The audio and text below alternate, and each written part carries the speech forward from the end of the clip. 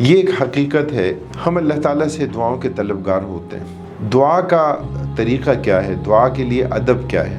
سورہ فاتحہ کو سورۃ تعلیم المسئلہ بھی کہا جاتا ہے۔ ایسی سورت کہ جس میں اللہ تعالیٰ نے ہمیں مانگنے کا طریقہ سکھایا، اور مانگنے کا طریقہ کیا ہے کہ اللہ تعالیٰ سے جب دعا مانگیں تو دعا بھی عبادت ہے، بلکہ دعا عبادت کا مغز ہے، دعا عبادت کا جوہر ہے۔ اس لیے سب سے بنیادی چیز اخلاص ہے۔ اگر آپ کی دعا غیر شعوری کیفیت میں ہے، جیسے آج کل بعض فوٹو سیشن ہوتے ہیں، لوگوں نے ہاتھ یوں اٹھائے ہوتے ہیں اور یوں کر لیتے ہیں، تصویر کھنچوانے کے لیے صرف جو ہے وہ دعا مانگی جاتی ہے، اس کا مطلب یہ ہوتا ہے کہ گویا ان کو کچھ نہیں چاہیے، ان کے پاس سب کچھ ہے، کمال استغنا۔ تو پھر ایسی دعا اللہ تعالیٰ قبول نہیں فرماتے۔ بھرپور اخلاص کے ساتھ، پوری توجہ کے ساتھ، پوری انابت اور بندگی کے ساتھ اللہ تعالیٰ کی بارگاہ میں الحاح کے ساتھ، گریہ اور زاری کے ساتھ اللہ تعالیٰ سے مانگا جائے، اللہ تعالیٰ سے دعائیں مانگی جائیں تو اللہ تعالیٰ دعائیں قبول فرماتے ہیں۔